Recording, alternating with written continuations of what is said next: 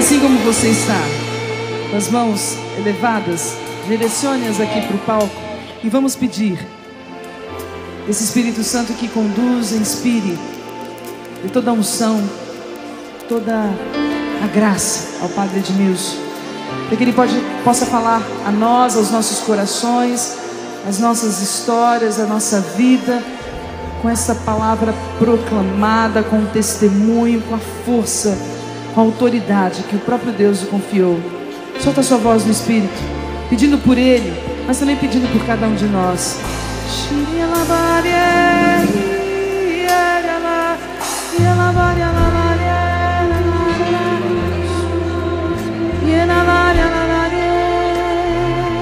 Estenda a sua mão direita para cá e a esquerda você coloca no seu coração.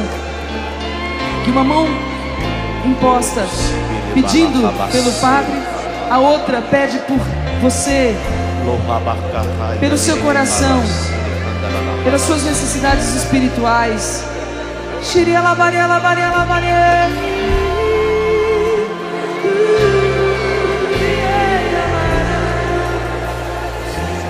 E consagramos o Padre Edmilson, todo esse momento que vamos viver juntos. Você que nos acompanha de casa, consagramos a Virgem Maria. Ave Maria, cheia de graça, o Senhor é convosco. Bendita sois vós entre as mulheres, bendito é o fruto do vosso ventre, Jesus. Santa Maria, Mãe de Deus, rogai por nós, pecadores. Amém. Pode se sentar.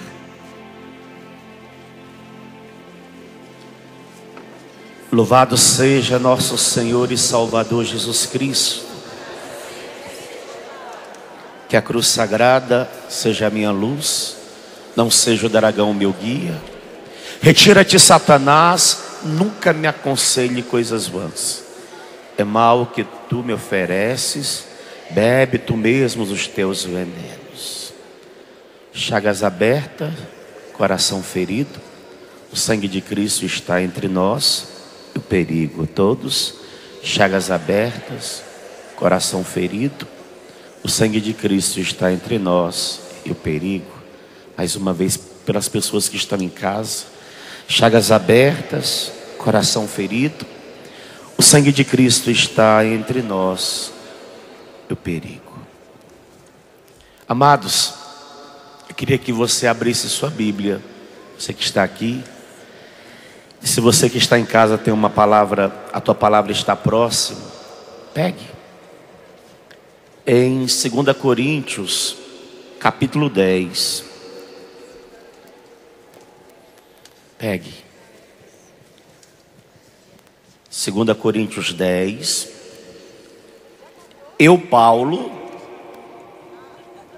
vos suplico,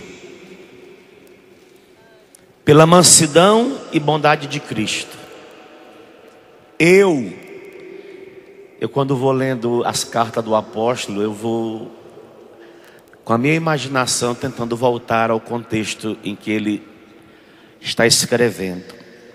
Eu, tão humilde quando estou entre vós e quando ausente, tão ousado. Vou retornar um pouquinho. Eu, tão humilde quando estou entre vós e quando ausente, tão ousado para convosco, peço-vos que quando estiver presente, não me veja obrigado. É um líder de comunidade, é um pregador de acampamento no combate da oração, falando aos seus queridos a recorrer à severidade, da qual pretendo usar com aqueles que julgam que temos procedido segundo a carne. Ele deveria estar passando por um momento difícil no seio da comunidade. Deveriam estar sofrendo acusações. E aí agora Paulo vai dizer a esses irmãos, aqui ele está enviando a carta, uma carta de súplica, Pois, embora vivendo segundo a carne, e nós estamos nesta condição, vivendo segundo a carne, ninguém aqui é um espírito, não militamos segundo a carne. Não militamos. As armas do nosso combate não são carnais. São armas poderosas. A primeira grande consciência que nós precisamos ter é esta: são armas poderosas aos olhos de Deus. Se eu souber usar bem, se eu souber manejar bem, capazes de derrubar fortalezas, destruímos sofismas e todo orgulho intelectual que se levanta contra o conhecimento de Deus. E nós, igreja, estamos vivendo esse momento. Tem se levantado nesse exato momento muitas pessoas orgulhosas intelectualmente. Meu Deus, como temos sofrido de todos os lados. Nós temos visto essas pessoas orgulhosas falando a partir de conhecimentos intelectuais, que se levanta contra o conhecimento de Deus. E subjugamos todo pensamento para torná-lo obediente a Cristo. E estamos prontos para punir toda desobediência, uma vez que a vossa obediência estiver completa. Filhos, amados, a primeira consciência que eu preciso ter e que você precisa ter, e essa não pode desaparecer de nós, combatentes, é a consciência que nós estamos em batalha e que nós, até o retorno de nosso Senhor Jesus Cristo, viveremos dentro desta realidade. Nós estamos dentro de uma batalha espiritual. E desculpa, não tem como você cair fora hoje. Não tem. Quem é cristão aqui, católico, levanta a mão e diga eu.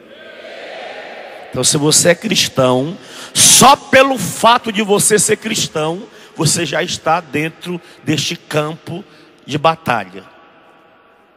Você não precisa vir para o acampamento no combate da oração para você achar que você é um combatente. Não, independente se você vem ao acampamento ou não, só pelo fato de você ser cristão, você é um combatente. E você precisa tomar essa consciência do seu ser combatente. Eu sou. Quem é casado, papai e mamãe, levanta a mão e diga eu. Só pelo fato de você, além de ser cristão, casado, marido e esposa, vocês são combatentes. Vocês estão no combate. Olha como que os vossos filhos têm se levantado. Olha o tipo de questionamento que eles têm lançado sobre vocês. Olha a tentativa de convencimento que eles têm tentado em cima de vocês. Eles querem convencer vocês das opções que eles têm feito.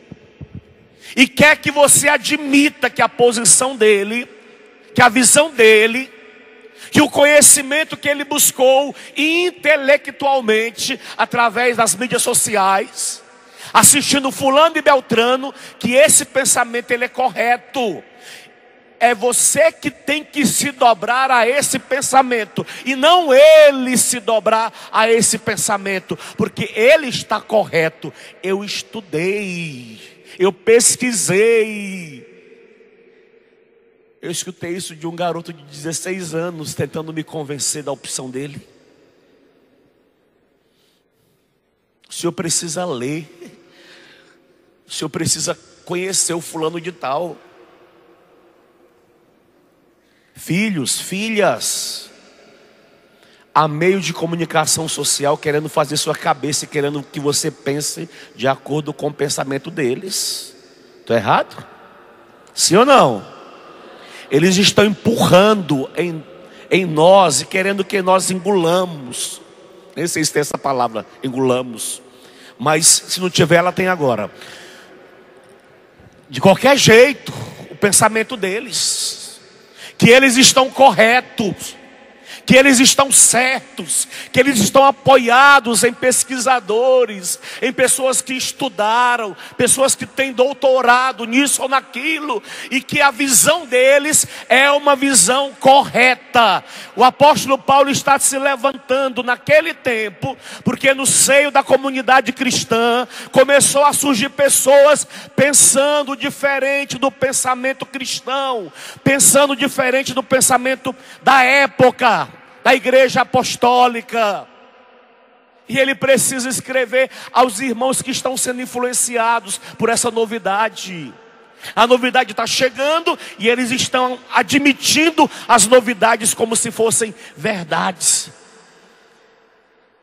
Não, nós não militamos como eles acham que nós estamos militando. As nossas armas não são carnais. Se me convidarem para ir a certos tipos de debate,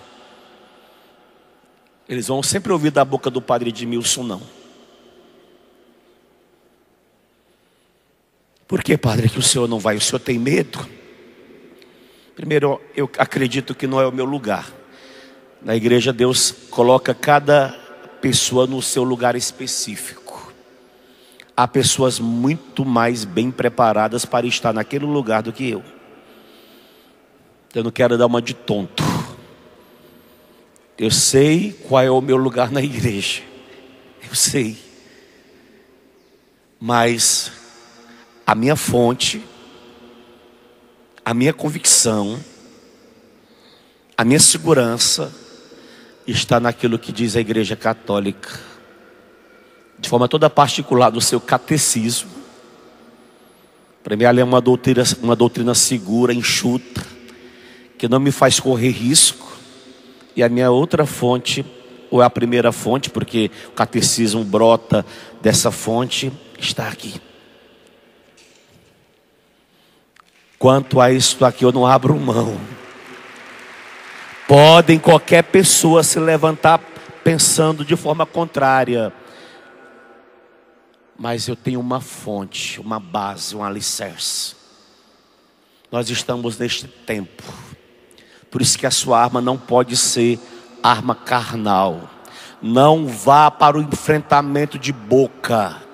Nós não estamos sendo levantados por Deus para o enfrentamento de boca. Bate boca, bater boca. Enquanto você ficar batendo boca, o diabo vai ganhando. Na hora que você dobrar o seu joelho, Deus ganha. Deus vence. Não bata a boca. Eu já disse aqui, já disse no Rincão e disse em outros lugares por onde já passei. Às vezes a gente perde no combate porque a gente perde a visão, perde a consciência que nós estamos em batalha. É prejuízo, amado e amada de Deus, você querer bater boca, por exemplo, com bêbado. Se é o teu filho que bebe, se é o teu esposo que bebe, se é a tua mãe que bebe, é perca de tempo querer bater boca com teu filho drogado, que chega em casa drogado. É perca de tempo querer bater boca com a tua filha que está chegando de uma noitada, querer corrigi-la porque ela está chegando naquele exato momento.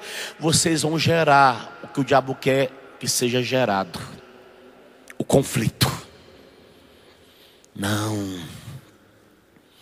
Nós que somos combatentes precisamos correr para os pés dele e entregar nas mãos daquele que tem o poder de vencer por mim e por você. Lá em Aracaju nós proclamamos, o diácono trouxe, eu gostei. E agora no último evento que tivemos, a gente trabalhou bastante. O Thiago Tomé até fez uma melodia rapidinho para a gente imperar. Eu luto e ele vence. Eu luto e ele vence. Eu luto e ele vence. Repita.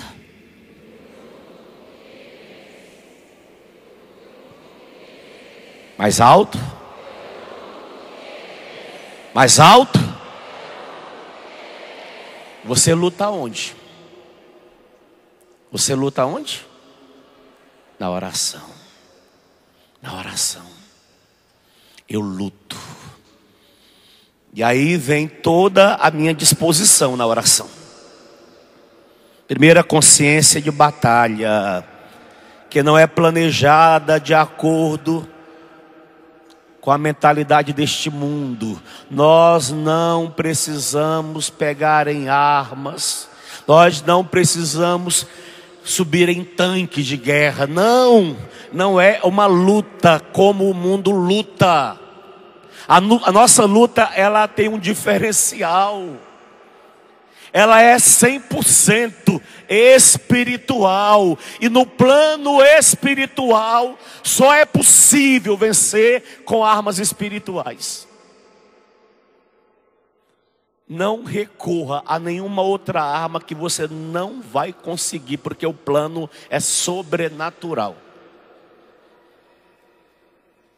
Você precisa utilizar das armas. Padre Roger vai deixar muito, depois é matéria de estudo para casa. Se você adquirir o livro, você precisa ler. Ele vai trabalhar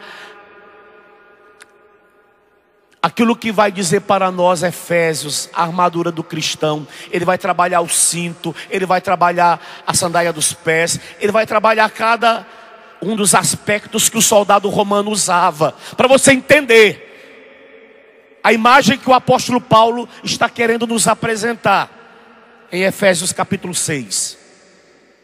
Mas lembre, as suas armas sempre deverão ser armas espirituais, nunca armas carnais. Leia, risque seu livro e vá absorvendo todo o conteúdo, vá entendendo o que o Senhor está te propondo e como o Senhor está te propondo. Senão nós vamos para a guerra já derrotados. Primeira consciência da batalha. Não é uma batalha que se trava no aspecto físico. Não. É uma batalha que se trava no aspecto espiritual. Por isso o apóstolo Paulo nos apresenta uma armadura também espiritual. Armadura de Deus, assim que é chamado, para que nessa luta eu consiga vitória. Observa, não sei se você convive com isso. Eu convivo. Eu consigo fazer regime. Eu consigo fazer outras realidades, ficar sem comer o dia todo,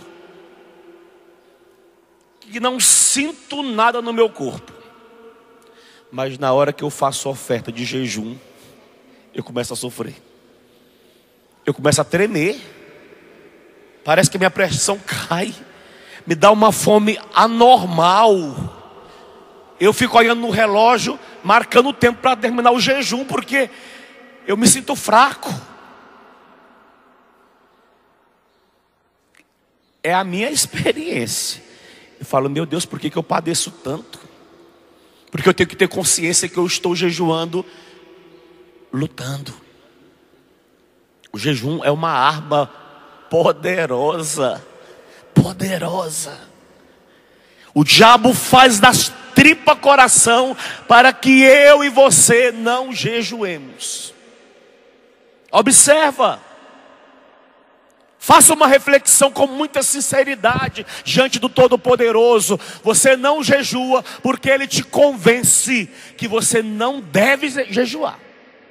Porque Ele sabe que se você jejuar, essa arma é capaz de dar prejuízo ao inferno.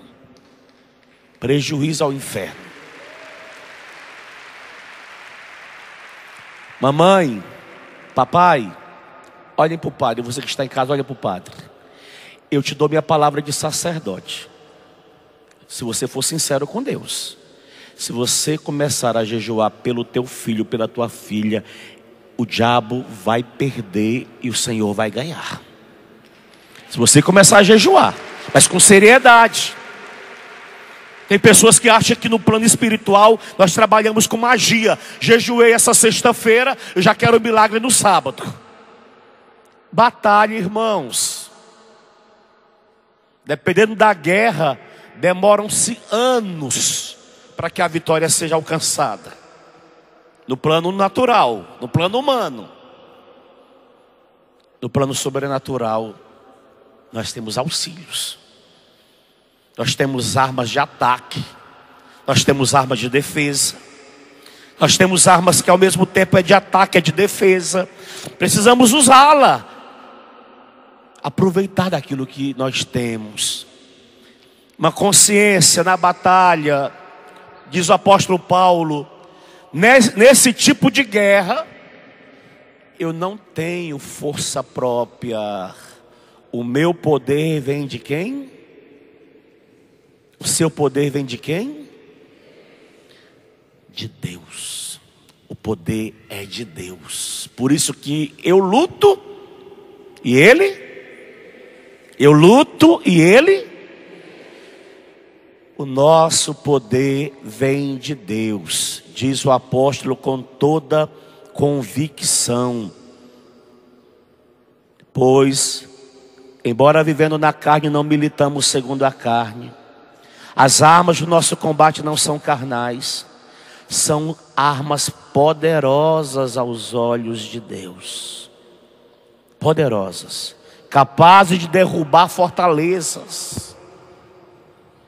Desculpa falar assim. Se a fortaleza é a prostituição, se a fortaleza é a drogadição, se a fortaleza é um pensamento intelectual enraizado, cravado na mente do seu filho, da sua filha, a arma espiritual que você vai usar é muito mais poderosa para derrubar essa fortaleza. Muito mais poderosa, muito mais potente para fazer uma obra de destruição. Mas é preciso que nós utilizemos. Tem hora que eu fico pensando que as pessoas acham que eu e Padre Roger, quando estamos na capela, falo que a gente é muito próximo, que a gente fica lá nos berros, nos gritos. Não há necessidade. A gente se posiciona. Esse dia vive uma experiência extraordinária, eu e ele. Vindo de Araçatuba, mas o Padre Roger. Começamos a rezar as vésperas, uma certa altura, eu rezando e ele rezando do lado. Na hora das preces dos fiéis, tem um momento, intenções livres na liturgia. Não sei quanto tempo nós ficamos nas intenções livres, né? 2 horas? Eu olhei no relógio. 2 horas eu ia dentro do carro. Nós rezamos muito. Eu fechava o olho, ele não podia, que ele estava dirigindo. Mas 2 horas nós ficamos orando. Com profecia, com imagens, com palavra de ciência, com revelações. Tudo que o Senhor nos deu, nós compartilhamos ali, eu e ele. O Senhor falava, eu expunha. Ele falava e ele expunha o que Deus falava no coração. Nós usávamos de autoridade sacerdotal. Nós imperávamos no nome do Senhor. 2 horas. E nós nem combinamos que íamos fazer isso, né? Nós estávamos rezando a liturgia das horas. De repente, no espontâneo, eu comecei. Andamos muito. Não sei, ele fala que foi 2 horas. Mas andamos muito. Lutando na oração. Nós tínhamos as nossas intenções particulares ali, eu e ele. Era de comum acordo, nós estávamos numa plena concordância. Quando 2 se colocam em plena, nós estávamos em 2 concordes ali, no nosso clamor. Nós tínhamos um objetivo, nós tínhamos um alvo naquela luta. E nós começamos a travar. E o Senhor foi revelando, o Senhor foi dizendo coisas misteriosas, coisas secretas, que nem eu sabia e que nem ele sabia. Mas o Senhor revelou coisas secretas,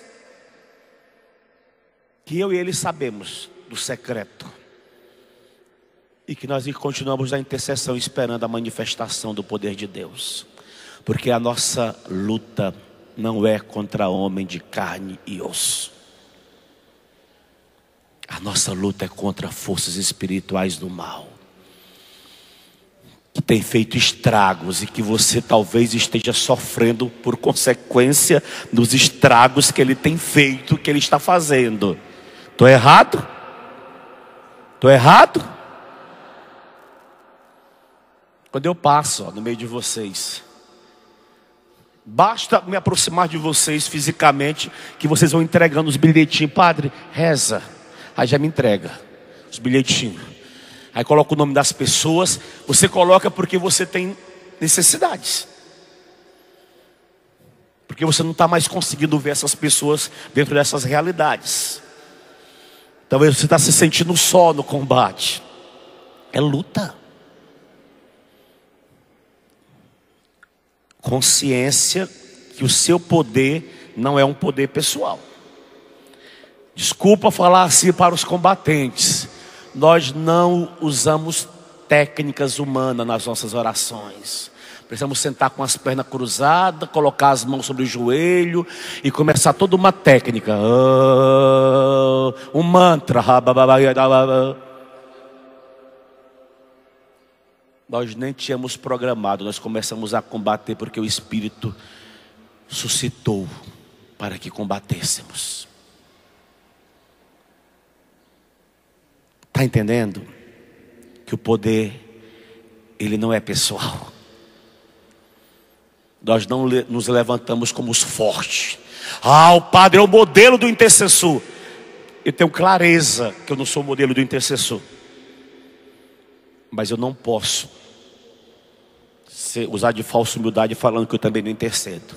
Eu intercedo.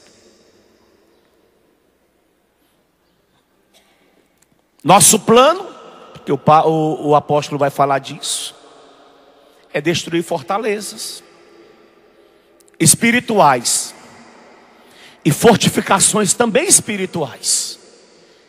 Então nós precisamos lutar com alvos muito concretos, irmãos. Concreto. A Antonieta já trouxe realidades aqui, citando o livro do padre, citando a experiência do nosso irmão indiano. Nós precisamos saber concretamente qual é o alvo que nós queremos lançar a nossa intercessão, e a bomba vai ser lançada sobre aquele alvo e vai acontecer o mistério. Eu partilhava com o padre, com os meninos aqui em cima, em 95 eu vivi uma experiência dentro da minha comunidade, Canção Nova. Eu estava chegando na minha comunidade Canção Nova. Chegando.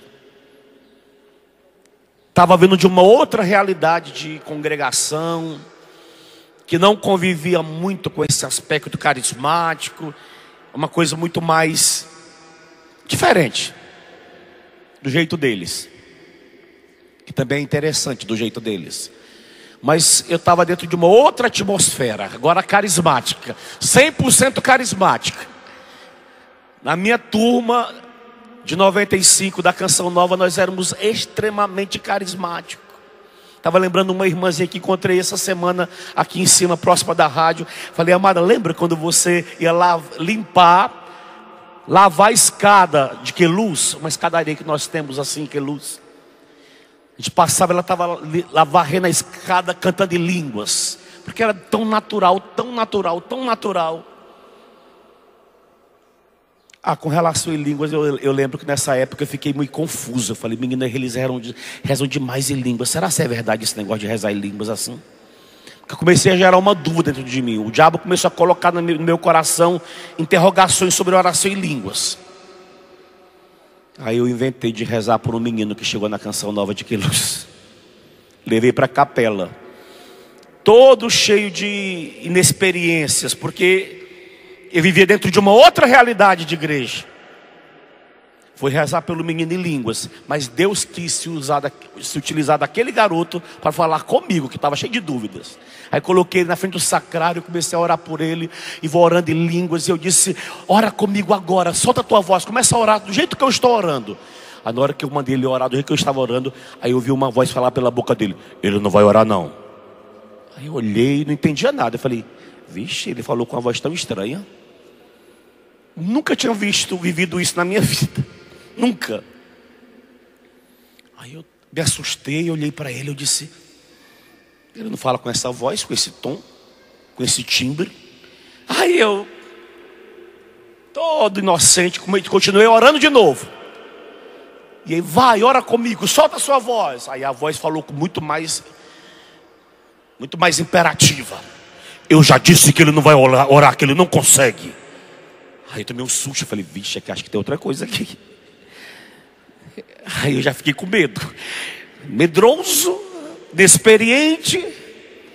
Tá uma irmãzinha passando próximo e disse: pss, pss, vem cá um pouquinho. Eu fui orar por esse menino, uma voz falou pela boca dele. Aí colocamos ele no meio da capela. Aí na hora que nós colocamos no meio da capela, aí oficialmente o bicho se manifestou nele. Aí naquele dia o Senhor me convenceu, a mim, que oração em línguas literalmente existe, que vem do alto, que vem de Deus. E o mais importante, que ficou para mim como ensinamento: o diabo não ora em línguas. Vamos aplaudir, isso que é maravilhoso. O diabo não ora em línguas. Ele não consegue. Quem ora em línguas somos nós. Glória a Deus por isso. Mas essa não é a experiência é outra. Passamos por essa turbulência. Veio um vento na nossa turma que começou a soprar para destruir a turma. Eu estava com a minha formadora da época, está lá sentadinha lá, a Márcia.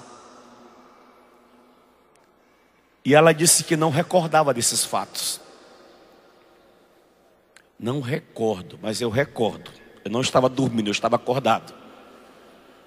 Ela convocou, era uma sexta-feira, dia de penitência na Canção Nova. Nós estávamos todo mundo em jejum. Café da manhã ela deu uma ordem: hoje nós iremos para a oração comunitária das 9 horas da manhã. E só vamos sair da capela quando Deus intervir nessa situação interna aqui da casa. Fomos para a capela. Começamos a orar às 9, às 10, às 11, 12, 1, 2. A gente já não tinha mais o que rezar. E o fato de não ter mais o que rezar foi dando em nós uma certa... foi ficando chato. Desânimo, uma desmotivação, porque a gente não tinha mais o que rezar. Já tinha gritado, já tinha feito o que tinha que ser feito ali, rezado tudo que tínhamos direito até então. Não sei se foi ela, mas alguém teve a inspiração de expor Jesus sacramentado. E aí foi exposto Jesus no altarzinho, uma capela bem pequena que nós temos em Queluz. E eu nunca na minha vida também, como o negócio dos demônios, eu não tinha conhecimento. Eu também não tinha conhecimento com relação à questão de imagens, palavra de ciência, dom de revelação, escuta de Deus. Eu não tinha nada disso. Eu era cru. Mas estou no meio da turma, eu já entrei no meio da turma, eu entrei no mês de julho, a turma já estava 6 meses entre eles, então eu tive que aprender a nadar rápido com eles. Estou lá na capelinha com eles, estamos orando. 2 horas o Santíssimo foi exposto e nada, e vai orando para cá, orando para lá, e o tempo passando. Tem um detalhe. Tinha uma mosca dentro da capela, lembrei desse detalhe agora. A mosca, o inseto, a mosca, ela posava no ostensório E do ostensório ela vinha na ponta do meu nariz. Eu fazia assim com a mosca. Aí a mosca saía, depois ela voltava, eu fazia isso seguindo. Eu falei, que mosca chata é essa? E é interessante, é um dos sinais da manifestação do demônio, a mosca. Já li livros, né, desses nossos exorcistas. Quando a mosca parou de me agoniar, eu escutei pela primeira vez na minha vida uma voz falar aos meus ouvidos: Asmodeu. Eu nunca tinha escutado esse nome na face da terra. Tinha uma irmã do meu lado, eu perguntei para ela, minha filha, irmã, que significa Asmodeu? Nem sabia falar o nome. Asmo. Ela disse, Asmodeu? Eu disse, isso! Ela disse, demônio de morte. O que matava os esposos de Sara, esposa de Tobias. Eu falei, é esse demônio que está aqui. Na hora que nós fomos imperar para que esse demônio fosse embora, fechei meus olhos e começamos todo mundo a orar clamando pela libertação na nossa casa. De repente, eu com o olho fechado, eu escutei um barulho tão forte no meio da capela, como se uma bomba tivesse sido lançada sobre nós. Como eu estava com o olho fechado, eu despertei um susto tão grande. Eu fiz assim com o corpo. E eu perguntei para ela, você escutou o que caiu aqui no meio da capela? Ela disse, escutei. Como nós temos um coxo com Nossa Senhora dentro da capela histórica, esse coxo da história da Canção Nova, eu achei que era o coxo que tinha caído. Eu olhei para... Não era o coxo. Eu falei, mas foi aqui do centro que caiu a bomba. Na hora que essa bomba explodiu, a nossa casa de Queluz, a nossa turma foi totalmente liberta de Asmodeu. Totalmente. Filho, filha, fala, oi padre. A nossa luta não é carnal. O diabo tentou jogar uns contra os outros. Ele tentou nos infernizar interiormente. Mas o Senhor venceu. Eu luto.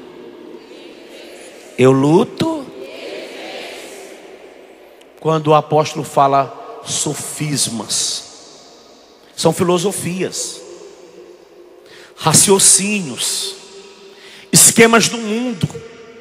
Ele está falando à igreja, não se deixe envolver por filosofias, por esquemas do mundo, por raciocínios mundanos. Não. Nós podemos contratar a melhor empresa para tentar colocar a nossa casa em ordem, que ela não vai conseguir. Nossa casa espiritual, porque a nossa luta não é carnal. A nossa luta é espiritual. Tem congregações religiosas ainda falência, pagando empresa de consultoria para tentar reverter a situação financeira da sua congregação. Mas vocês não vão sair dessa situação enquanto vocês não entenderem que a luta não é carnal. A luta é espiritual. Nem sei por que eu falei isso agora, mas o Senhor sabe. Espiritual. Você pode chamar, desculpa, não tenho nada contra os psicólogos. Aliás, tenho gratidão aos psicólogos, porque me ajudaram muito na minha vivência salesiana. Muito. Mas não é o psicólogo que vai resolver, porque naquela situação é espiritual. Ou se combate no mundo espiritual para salvar aquela pessoa, ou ela vai se perder de vez. Vai se perder de vez. O apóstolo está falando da comunidade que estava sendo influenciada por essas realidades externas, por filosofias, por raciocínios, por autoajuda. Vamos trazer agora uma palestra para vermos se a gente melhora, dando a nós uma autoajuda. Cuidado! Isso tentou entrar na comunidade primitiva, e o apóstolo precisou falar com autoridade. Eu vos suplico, não deixem essas realidades entrar, porque ela vai acabar com as nossas realidades. as nossas armas não são carnais. Não são carnais. São espirituais. O orgulho intelectual, meu Deus, nós estamos vivendo num mundo aonde essa palavra está em alta, orgulho intelectual. Pessoas que sabem demais, e o próprio apóstolo Paulo vai dizer: cuidado, porque o conhecimento, e esse conhecimento, ele incha. A pessoa vai achando que ela é a dona da verdade. Por isso que a primeira arma que o apóstolo propõe é a do cinturão. Amarrar essa parte do corpo com esse cinturão. Colocar aqui a verdade de Deus e não a verdade dos homens. Nós estamos nesse tempo, irmãos, quando o homem ele é tomado por esse orgulho espiritual, ele torna muito autoconfiante. Que eu posso. Não, você não pode nada. Deus pode. Em você, Deus pode. Mesmo que eu passe pelo vale da sombra da morte, eu não estou sozinho. Ele está comigo. Repita isso para você mesmo, na situação que você está vivendo. Ele está comigo. Fala para você mesmo: Ele está comigo. Ele está comigo. Aliás, não confie demais em você. E nem confie demais nos homens. Maldito o homem que põe a sua confiança em outro homem. Mas bendito o homem que põe a sua confiança em quem? Em Deus, no Senhor. O homem que põe a sua confiança no Senhor é como uma árvore plantada à beira do rio. Essa árvore vai permanecer sempre verde, com a sua copa linda, maravilhosa. Essa árvore ela vai produzir os seus frutos no tempo certo, na hora certa. Porque a confiança desse homem, dessa mulher está no Senhor. Não confie em você demais. Aliás, Santa Mira de Jesus crucificado disse Jesus a ela: filha, quer vencer o demônio? Vou te apresentar, vou usar como armas o termo, vou te dar 3 armas espirituais para você vencer Satanás. E aí disse a ela: a primeira arma, a humildade. A segunda arma, a obediência. A terceira arma, a caridade. Jesus disse a Miriam: se você usar dessas 3 armas, você vence o demônio. O autoconfiante, ele vai se perdendo, porque ele vai se deixando dominar por esse orgulho, porque ele estudou demais, porque ele absorveu todo o conhecimento intelectual. Agora ele tem as capacidades. Não, a tua capacidade ela não vem de você. A tua capacidade ela provém de Deus. Não é isso que diz o apóstolo?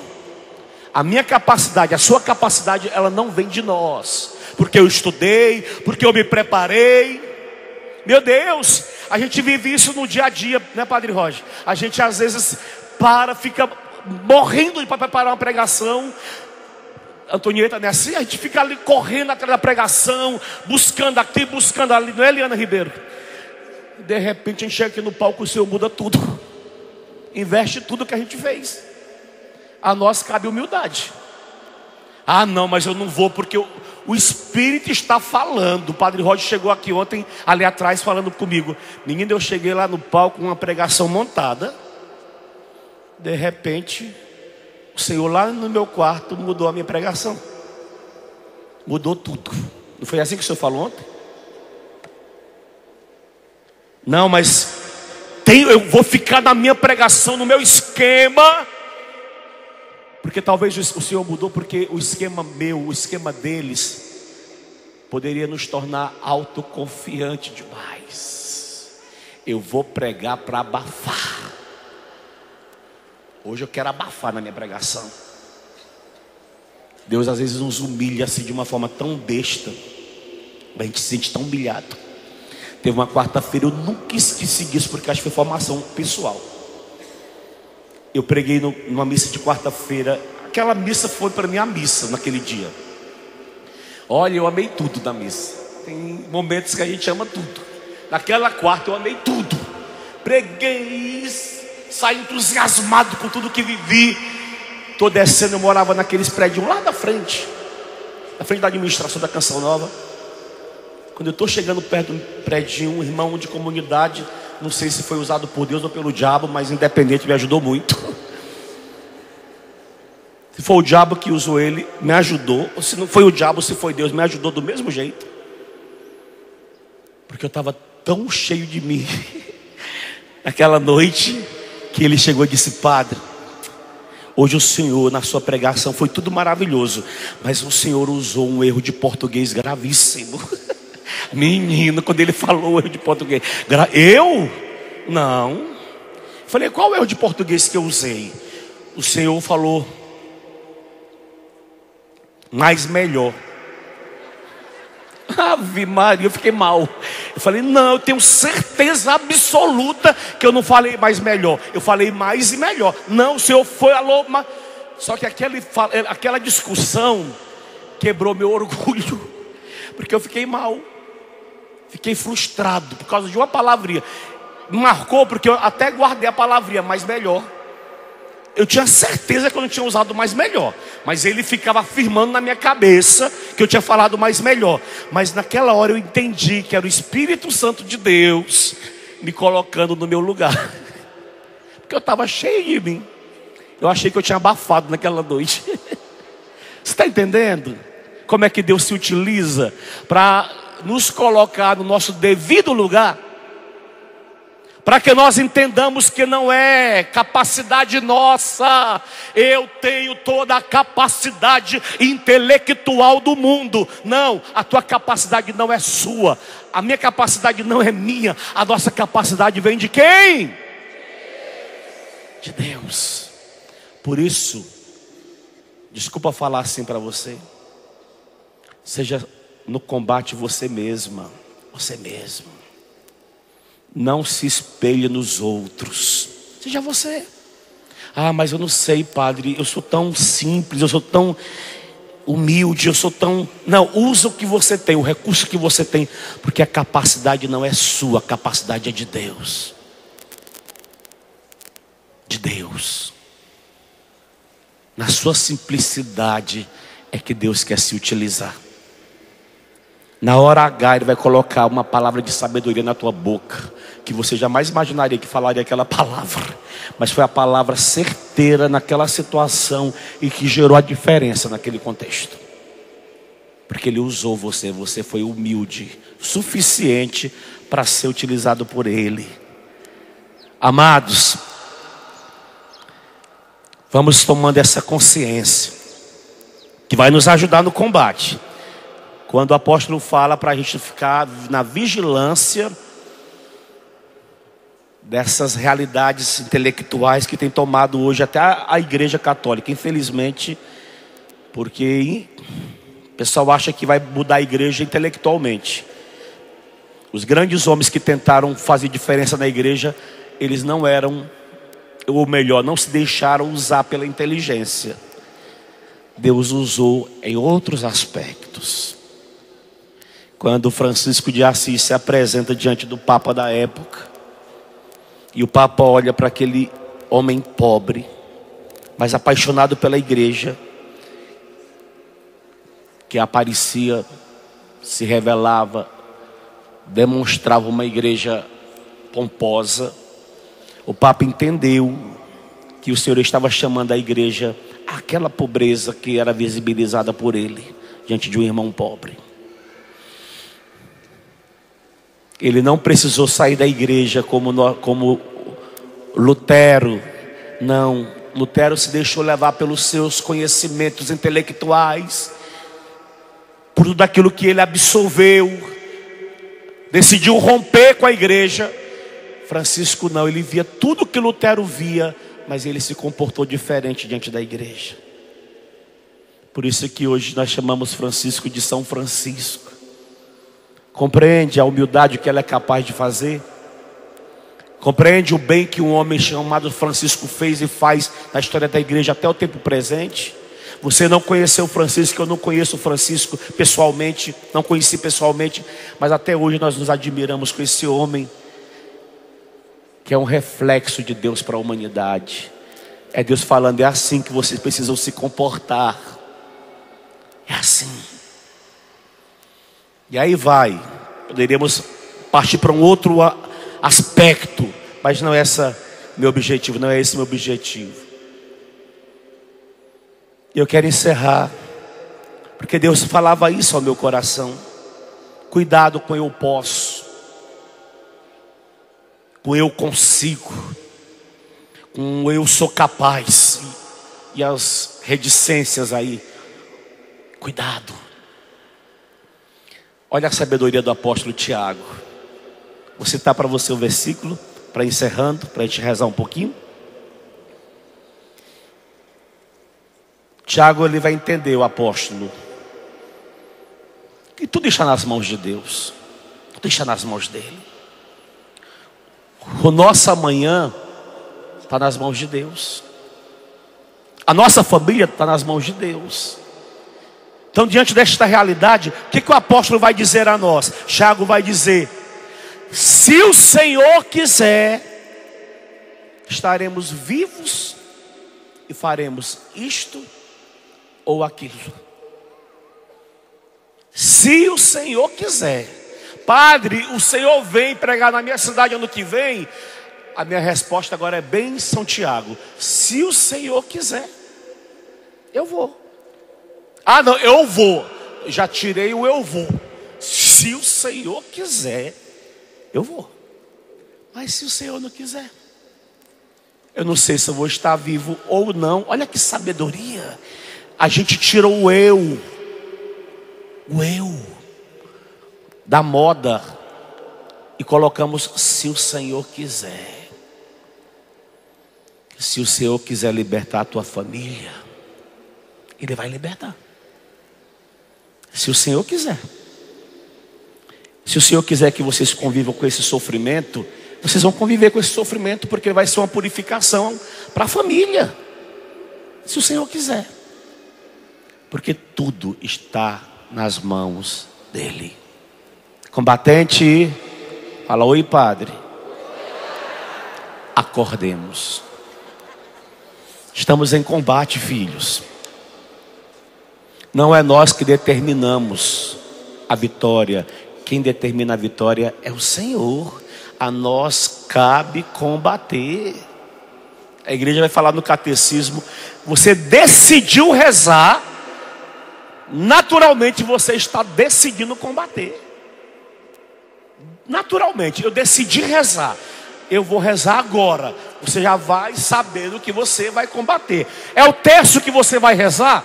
Vá sabendo que você vai combater no terço. É uma adoração que você vai fazer, é uma novena, vá sabendo que você vai combater. Decidiu, pensou em rezar, está indo para a missa, saiba que você está indo para um combate. E olha, igreja, é a oração por excelência. É a oração por excelência. Deus sabe o quanto eu sou carismático e eu vou morrer carismático. E eu quero morrer assim, em nome de Jesus. Ele não me permita mudar o meu jeito de ser carismático. Sou feliz em ser carismático assim.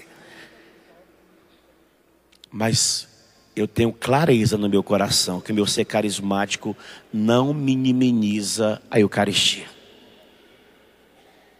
Eu não coloco ela num patamar inferior porque eu sou o carismático. Não. O meu ser carismático me ajuda, sem minimizar, sem bagunçar o coreto, sem fazer coisa absurda, porque eu sou carismático, então agora vou fazer coisas absurdas. Não, eu respeito, mas não perca a essência. Não perco, porque também sei que ali é o meu combate por excelência. Por excelência. Eu estou vivendo a oração das orações que é a Eucaristia. Por que a gente está se perdendo na Eucaristia? É uma conversaiada, é uma falação, é uma distração. Qualquer movimento nos distrai, nos tira da presença, porque nós estamos em combate. Estamos em combate. Decidiu ir para a missa, seja uma missa celebrada em meia hora, seja uma missa celebrada 2, 3 horas, não importa o tempo, você tem que ir sabendo que você está indo para a guerra. Eu estou indo para a guerra. Está indo para onde? Para a guerra. Porque você está indo para a missa. Aí o diabo se utiliza de todos os meios para tentar nos atrapalhar no combate. Coloca sono e aí a igreja começa a dormir. A igreja não responde, a igreja não é ativa, a igreja só recebe, uma igreja muito passiva, a igreja que não entra no combate. Amados, acordemos, acordemos. Nós estamos num tempo bem específico na história da igreja, bem específico. E se nós não vigiarmos, eu tinha até colocado outras armas, mas eu não quero, talvez não vai dar tempo de eu trabalhar, mas eu quero só mencioná-las para você. Armas de defesa, por exemplo, se utilize muito, se você puder, do sangue de Jesus. Peça revestimento espiritual com o sangue de Jesus. Eu hoje estou vivendo essa experiência, vou partilhar com vocês, para ajudar vocês católicos a beber da fonte. Eu hoje, na hora que estou celebrando a missa, na hora que eu consagro o preciosíssimo sangue, eu me imagino dentro daquele cálice. Toda missa que eu estou celebrando agora, eu me jogo lá dentro do cálice de Jesus e eu fico me imaginando uma esponja sendo encharcada por aquele sangue.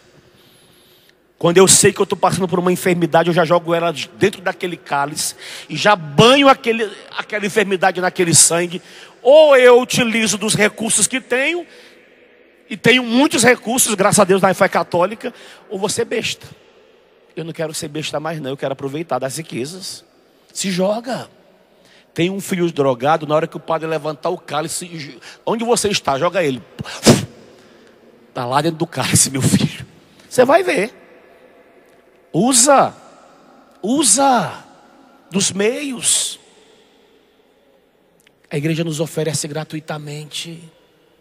O padre nem vai precisar mandar você jogar dentro do cálice. Você já sabe que você é o melhor lugar para você jogar aquela doença, aquela alma enferma, aquela situação difícil. É dentro do preciosíssimo sangue de nosso Senhor Jesus Cristo. Olha como é que eu comecei. Chagas abertas, coração ferido. O sangue de Cristo está entre nós e quem? Entre nós e quem? Perigo. Uma outra arma poderosa que nós podemos usar de ataque. O sangue é de defesa. De ataque. Chama Jesus. Jesus. Jesus. Esse nome seja um nome presente na sua boca. Vamos repetir o nome dele? Mais. O negócio está apertando e você vai continuar falando o quê? O negócio está complicado. Não está saindo do lugar.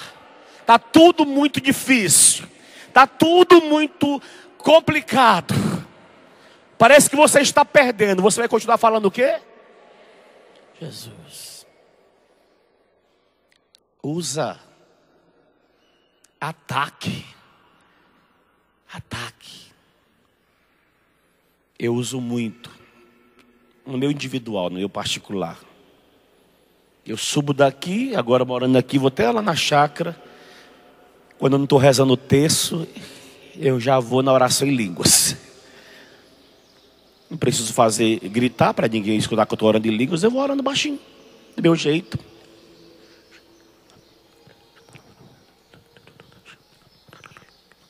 Você escutou eu orando? Sim ou não? E eu vim dali até aqui rezando. Armas, filhos, armas de ataques, armas de contra-ataque. Você precisa muito da palavra de Deus. Que ela seja a fonte, que ela seja a base, aquele que se debruça, diz São Tiago, sobre a lei perfeita, que é a liberdade, e nela persevera, esse há de ser feliz naquilo que faz. Se você perseverar na palavra, você será feliz naquilo que você faz. Uma outra arma de defesa, mas ao mesmo tempo é uma arma de ataque poderoso, louvor. O louvor. Dom Bosco dizia para os salesianos, e eu levo isso muito a sério porque fui salesiano. Gosto, individualmente eu gosto. As pessoas até sabem que eu gosto e até me ajudavam quando eu trabalhava na missa do clube. Mandava tanto CD porque eu gosto. Eu sou movido a louvor. Eu escuto o tempo de folga que eu tenho. Eu gosto de ouvir. Gosto de fazer caminhada ouvindo. Eu me alimento. Eu alimento a minha alma com louvor.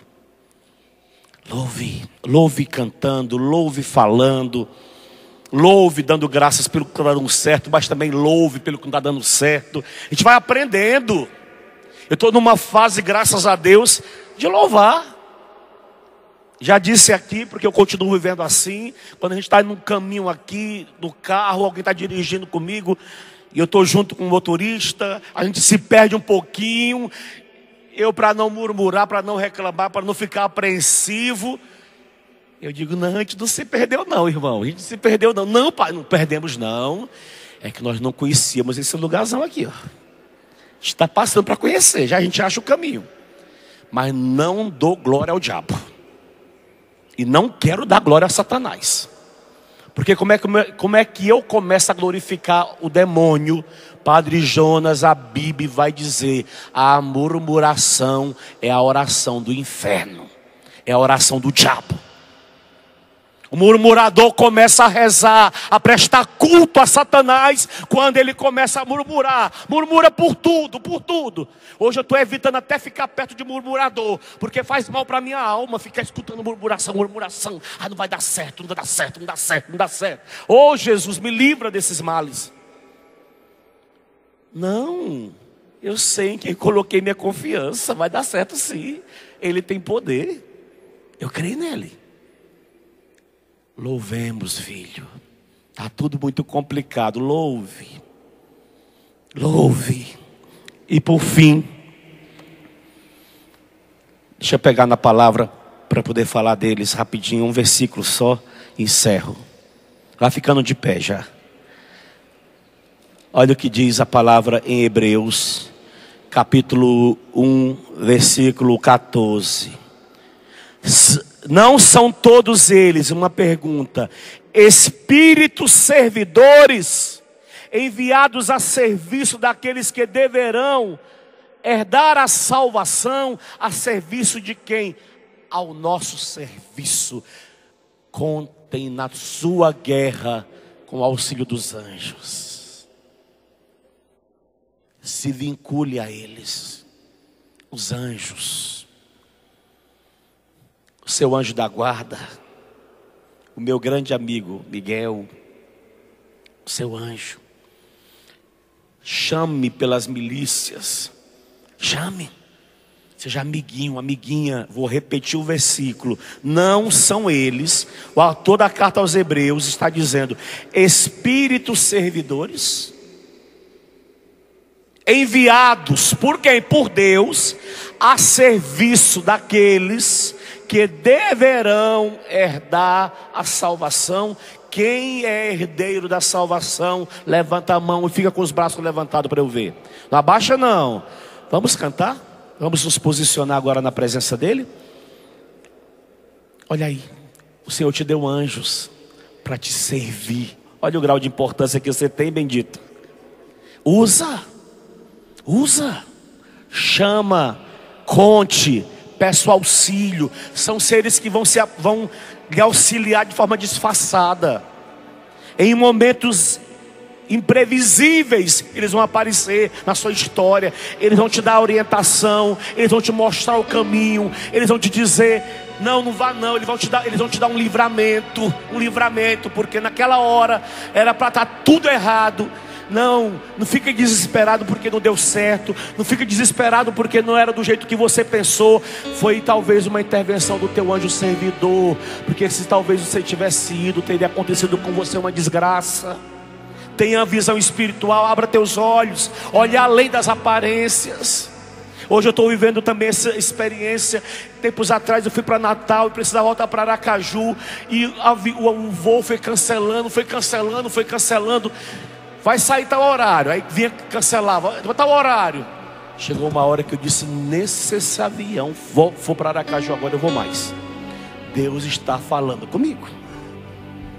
Não vou mais. Liguei para Aracaju e disse: olha, cancela os meus compromissos, só vou amanhã. Se o avião foi com outros tripulantes, problema deles que foram com o avião. Mas eu senti em Deus, que eu estava rezando, eu estava na presença dele, que eu não deveria embarcar naquele voo. Naquele voo não deveria mais. Tínhamos tentado, a gente foi até o lugar do embarque, descemos, aqueles aviões menores de uma empresa aí. Não, tem que voltar, voltamos com as malas. E aí fui tentando, eu falei: Deus está falando comigo. Porque se você é dele, se ele visa a tua salvação, e não só para futuro, ele quer te salvar no presente. Usamos a palavra livramento. Pega na mão do seu irmão. O Senhor é contigo, filho. Cante, Eliane, aquilo que o Senhor colocou no teu coração. Rezemos um pouquinho. Se eu orar, se eu não me desesperar, se eu não esmorecer, minha fé vai crescer e a vitória eu alcançarei no nome de Jesus. No nome de Jesus. Se eu orar, se eu não me desesperar, se eu não esmorecer, minha fé vai crescer e a vitória eu alcançarei no nome de Jesus. Eu vou pedir para Eliana falar a letra. Ela vai falar a letra, até porque ela compôs na hora da pregação da Antonieta. Nasceu agora, está saindo do forno. O Senhor a inspirou. Ela já escutou a voz do Espírito que falava aos ouvidos dela. Ela pensou, partilhando conosco: meu Deus, o que eu vou cantar na pregação da Antonieta? E ali o Senhor foi dizendo a ela: fala para nós, a gente vai repetindo. Se eu orar, se eu orar, se eu não me desesperar, se eu não me desesperar, se eu não esmorecer, se eu não esmorecer, minha fé vai crescer minha fé vai crescer e a vitória eu alcançarei. e a vitória eu alcançarei. Vamos No repetir de nome novo? de Jesus. No nome de Jesus. De novo, se eu orar, Se eu orar, se eu orar, se eu não me desesperar, se eu não me desesperar, se eu não esmorecer, se eu não esmorecer, minha fé vai crescer minha fé vai crescer e a vitória eu alcançarei. e a vitória eu alcançarei. No nome de Jesus. No nome de Jesus. Cantemos. Se eu orar,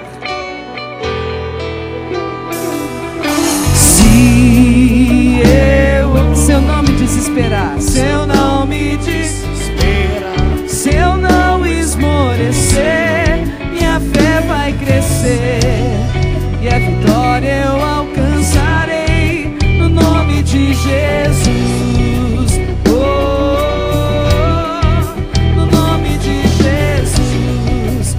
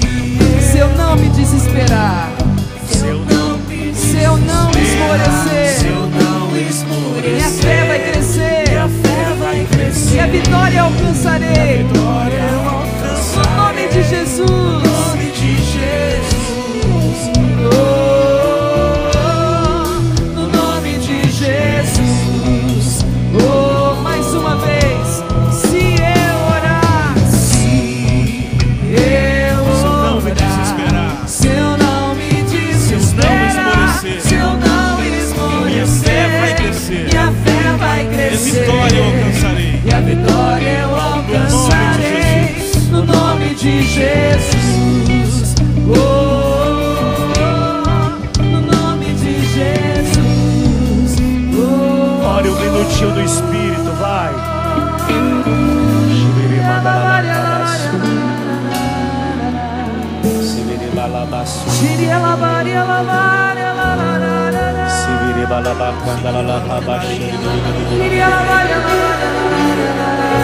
Senhor, eu quero, como teu sacerdote, abençoar este combatente, mas abençoar também este outro combatente que não pôde vir, que é cristão, que além de ser cristão é católico, que está em guerra, que está em luta, que está travando o combate nesse momento presente.